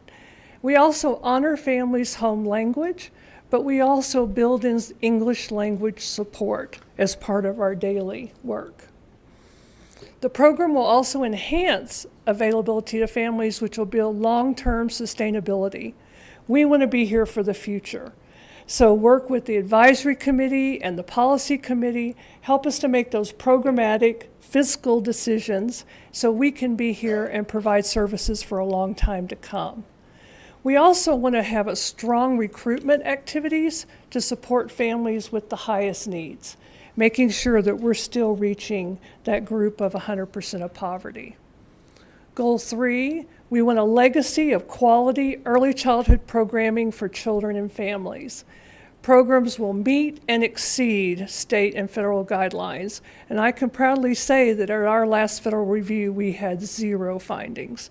And we were very proud of that because there were like 2,200 requirements that we meet on a daily basis. And so we really engage everybody to make this happen. And that we also invest in building relationships with families, all our families. Goal 4, the program will support low-income families to pursue various educational opportunities. This is really about our families being a part of City of Lakewood. And we want to offer them, they say that they want opportunities for training and education so that they can get jobs and meet the new qualifications for jobs that are being opened up in this community. And so this is our lovely Jeffco librarians, but they come in and they bring all these resources and training for our families and the children. And I think that's really important for them for the future. We also want to make sure that our program supports children and families around healthy, active life practices. We know that good health and nutrition, education will drive us forward. We also want to connect our families to support healthy, active living. And as you can see, we use the parks. Our sixth goal was a new goal for us as a program. We moved from a 3 to 5 year old Head Start program from a birth to 5 program. And so we did this by offering a home visiting program. These are our littlest guys. These are some of our 2-year-olds and 1-year-olds getting together. They get together twice a month to do activities together. And parents are involved in all of these. So it's really a great way to intervene for school readiness for these younger guys. This is just an overview of the budget, and you have the resolution in front of you with all the totals. Just wanted to kind of give you an idea of how that's broken up between our Head Start and our early Head Start, and then our non-federal share match. So as we move forward into year 3 of our grant, we're going to continue to provide those health and nutrition support and resources for our families. We offer parenting classes around financial wellness, and we have a couple of the credit unions come in and actually help our families reestablish credit and get a banking account, which is really great. We also work with parenting solutions, meaning helping them work with their children for social emotional growth. Next year, we're going to have an education coach for our teachers, and that way we're promoting their professional development. School readiness is what Head Start is all about. And so we're going to support those quality practices as we move forward, and also make sure that parents are a part of setting their children's school readiness goals. And when they're involved, of course, the children will succeed. And then last but not least, our family and community support. And this is where the city plays such a strong help to us, is that we get parents out to education and training programs, and then they can have job attainment, and then they can have safe and stable housing, and then in turn, they'll give back to the community and be involved at a stronger level. So that was a lot of information, but that's what you go, and part of the resolution is that's what all that money is used for. So any questions? I think there's going to be, and just real quick, thank you and to your team. I think one of our favorite nights at council is when the Head Start kids come. Question for you. So on the birth to 5, do you follow them then through middle school, high school to track, We're trying on Okay. data sharing. Of course, when you get to kindergarten, you're dealing with a different entity. But what we're doing this year is we're calling all the past parents and asking them what their kindergarten experience was like, and if they felt like their kindergarten, if what we did helped them through kindergarten. Okay. So we're at least trying that first year. And then I know we're working with our Head Start Association to start this data sharing process. Right. Where we could track our children. Yep. Which would be phenomenal. So are you seeing also, I know that with the cost of living in Lakewood and affordability, are you seeing a shift throughout the school year where they may start and then they're moving out because they can't afford it, or the landlord will up the rent? Yeah. Probably 10% of our program leaves every year, and it's all because of housing. So we're working on changing our program with extended days of service and hours of service so families can work and pick up part-time jobs, which, we need part-time workers in the community. And that's really helped, I think, then add that income back into the family and hopefully keep them here. Yeah, it's great. So I'll go to the committee members. It looks like Mayor Pro Tem Harrison. I just wanted to echo what Sherry was saying. One of the success stories that we've got in our economy right now is that a couple of years ago, we didn't have as many parents needing part-time or obtaining part-time employment, they were happy with the shorter daytime. And what we found is with people obtaining employment, they really need longer days. And that's one of the success stories, I believe, of what Head Start's offering is with the expanded hours, it's giving parents a chance to work more, be able to provide better for their families. So I think it's a win-win all the way around. Sherry and her team do a phenomenal job of putting together a great program and stretching dollars to the max. And we really appreciate all that you do, Sherry. Thank you. Councillor Vincent and Councillor Abel. I won't repeat what Councillor Harrison said because you do a great job. One of the things that I was impressed with, and last week or a couple weeks ago, we met at the joint with the parents. What I noticed is the confidence in those parents with the leadership skills they had, with the questions they asked, the knowledge that they had. It was a small group, but you could see the interaction with them, and that to me was such another important step in that, because if you don't have parental involvement, you can train kids all that you want, but their social skills I thought were very, very good. So thank you. This is one of my favorite duties on council, is dealing with our Head Start budgets and parents, and I think your staff does a really good job, and their dedication shows in the faces of those kids. And we're moving toward full-time, all-day daycare and Head Start in all of our classrooms, and that gives the parents a chance to get out and add more to the family's earnings, and I think it speaks well of you folks who have planned so far ahead and brought this to reality. Thank you. Great. Thank you. Councillor Johnson and Councillor Franks. Thank you. Sherry, I'd really applaud what you're doing, and I particularly appreciate that you're working with new moms that have from birth. That is kind of the European model, where there are visiting nurses that actually go into the homes. They have found that the mothers are more successful at breastfeeding. They are calmer mothers. They enjoy mothering. And new moms need support. And it's just nice to have somebody come in that can listen to them and their concerns. Thank you. I think that's awesome. It's my favorite part. I've been trying to get early Head Start for years, so when we had a chance, I jumped on it. And I do agree.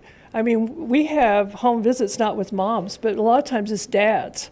About a quarter of our home visits are with dads because moms are at work. And so it's been neat to have a broadening community of who we do those home visits with. So, been rich. Councillor Franks and Councillor Gutwein. Well, I too wanted to thank you for all the work that you do. I rarely do this, but because I am a Head Start alumni, I am particularly fond of the program. My mother was a volunteer as well, and it really helped our family. And the one thing I wanted to really thank you for is the outreach you're doing to try to find other families in need. There is a lot of shame in poverty, and so folks don't want to come forward. And so I appreciate you going out there and seeking them to outstretch that hand where they don't have to feel that level of shame. So thank you very much. I just want to echo what everyone's saying up here, that this is definitely one of my favorite parts of being on council, and I really appreciate all the work that you've done and the impact that it's having on the young kids and whole families in our community. So thank you. Thank you. All right. Well, thank you very much. Thank you. All right. I'm going to open the public hearing now on the consent agenda. Nobody has signed up to speak. Anybody wish to speak? Seeing none, I will close public comment and welcome a motion.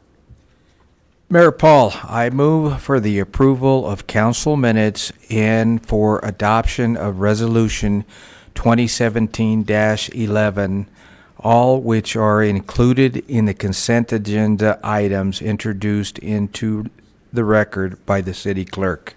Second. Motion and a second. Any conversation, comments, questions? Seeing none, please cast your votes. And that passes 11 ayes, 0 nays.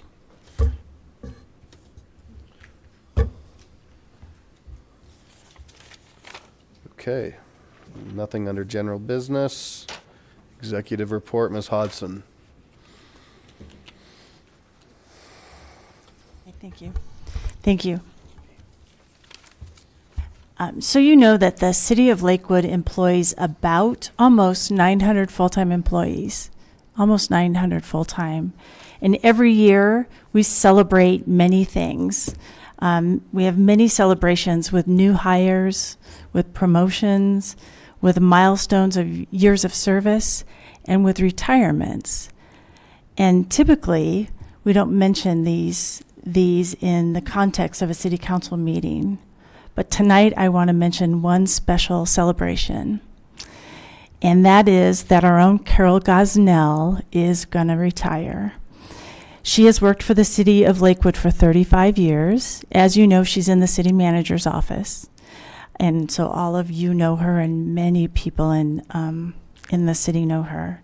She's worked with and supported 6 mayors, 6 Lakewood city managers, poor gal, and countless city council members.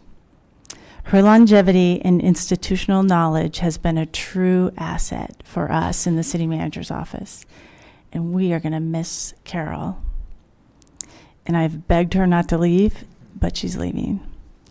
Carol recently received in 2016 the Denver Metro Administrative Award that recognized her high level of professionalism and dedication to her career field. People don't know this, but she's worked for the city for 35 years, and then she worked in another town. Where? Somewhere in Florida, Miami-Dade. Florida. That's right. That's right. For 12 years. So she's been in the field of administration for 47 years. Her dedication to her work responsibilities to those she works with in the city of Lakewood goes beyond words. Carol is that woman who's at work sometime in the hour of 6 and she leaves sometime in the hour of 5. She puts in a lot of time and she cares dearly, and I think this is a real tough transition for her. Her last day is June 30th, so we have time, but I wanted you to hear. She wants no recognition, so that's just tough, right? There's too much, she's going to have to get over that. But I wanted to make that announcement. I know that's a big loss for all of us, but good for her. She's in great health, and she's got a really cool family life that she gets to transition to. So it's real bittersweet to make this announcement, but I wanted you to hear. And again, her last day is June 30th, so we have time to celebrate her and to thank her over the next couple of months. So thank you. Certainly. Yep. Well said. She will certainly be missed. And if anybody wants to know who really knows what goes on in the city, it's Carol. Yep. So I had the opportunity Friday night to attend an event at Red Rocks Community College where they pair their accounting students with low-income families to help them with their tax returns. And last year they helped folks get $850,000 in tax returns, and they're already more than halfway there for this year. So it's a really cool program and very rewarding for the students at Red Rocks and for the community as well. And they get folks from all over the metro area who go up there. We had an opportunity to meet with a bike share company to talk about potential bike share program with, could be Wheat Ridge, Edgewater, and Lakewood in that eastern part of Lakewood. Could also be in Belmar. So those talks were interesting. Bicycle, who is the company who's in Denver, has a capital intensive, I would say, model. And this group that met with us called Zagster, I'll just throw it out there, it's much different. And so our staff right now is meeting with everybody, and we'll see if maybe that's a fit for the city or for our business improvement districts along the way. And then lastly, my theme for this year is Lakewood through the lens of our children. And I'm curious to hear from all of our kids out there what they think about Lakewood. There we go. We got one right here. So you'll have to wait a couple more minutes and come tell me. But, you know, my hypothesis is that kids want what we want as adults. They want a great community, a safe community, one where they can play and have fun things, and maybe more Chick-fil-A's. I've heard a lot from kids about more Chick-fil-A. Maybe. But we have a website set up, and you can go, if you have a kid or junior high school, have them send us that information. We're going to post that, and I'll make sure I respond and have something special for them. But it'll be interesting. Last year was my kind of year of community health, and this year is, I got a laugh over here. This year is, we're still working on health. It'll be a constant theme. And then this year's working with the kids. So that's what I got. Mayor Pro Tem Harrison. Yeah, thank you, Mayor. A couple of things. First of all, our Ward 5 meeting will be held this Saturday at the Bear Valley Church at 9 a.m.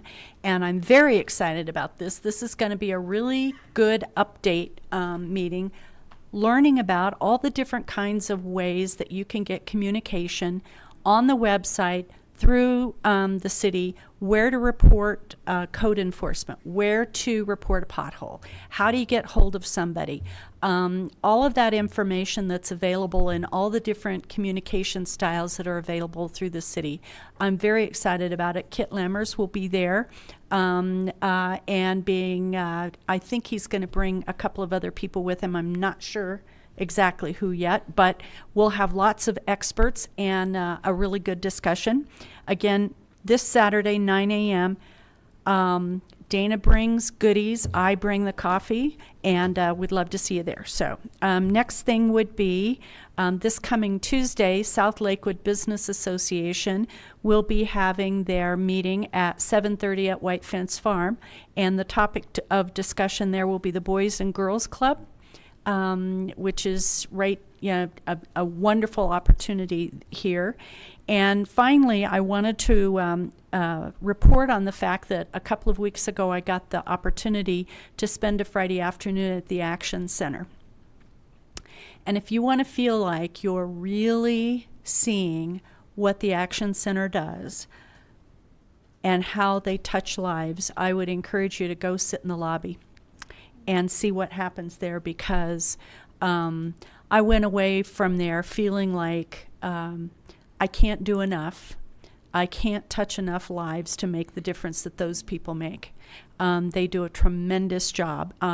At the end of March will come their beautiful junk sale. And if you have never gone to that, let me tell you, it is the best garage sale you will ever see. It's held at the Jefferson County Fairgrounds, and all of that money goes to support the Action Center and what they do. So if you have a few hours and would like to attend, we'd love to see you there. And thank you very much. And you can prepay to get in early and have first pick at what's for sale. On Friday morning. Council President Roybal. Thank you, Mayor. I was very honored to attend at the American Legion a veteran that's 99 years old and will be 100 in a month that received over 9 medals due to him 50 years ago. So it was great. So I just wanted to bring that up. And that's all I have. All right. Very cool. Councilor Coop, Councilor Wickman, Councilor Gutwein, Councilor Franks. I'll be quick, but I have a few things. One, I wanted to thank city staff who very doggedly has pursued Google Maps and has finally gotten the Lakewood open space label put on the 2090 South Wright Street property, which those of you who know me know fought long and hard for. So very appreciative of the city staff for doing that. We're not quite there. The color's not green yet, but we've got the label. The second thing I wanted to let folks know is Councilor Wickman and I, we will be helping a Betcher Scholarship finalist prepare for his interview, and so we're very excited. That'll be happening Friday, and so we're really hopeful that we can help him do a great job when he goes to his actual interview. Also, PAC 748, the Lakewood Green Mountain Ward 4 Webelos 2. I had disappointed them a few weeks ago when I fell ill, and so I will get to meet with them tomorrow. Very excited because they are going on to be scouts after this, so very excited. And the last thing, on a slightly more somber note, I recently learned about a Lakewood Police Employee Assistance Foundation. Wanted to make sure that folks know that is a nonprofit foundation that supports our active police officers, long-term retired police officers, and I love the slogan on their site. It says, nobody can do everything, but everyone can do something, and donations really go to those who really have fallen on some type of a hard time or a situation in their family. So please consider donating to the Lakewood Police Employee Assistance Foundation. You can find that information on the Lakewood City website. Thank you. Thank you for that. That was very kind. Councilor Vincent. Just really quick, congratulations, I think, to the city. There was a terrific article in the Hub about the new art line, which I'm really excited about. And then it was repeated Sunday, I think, with some extra verbiage. So congratulations. I think that's great. I think Lakewood's getting some wonderful recognition for all of that. And I've walked most of it, and it's a work in progress. So I'm excited.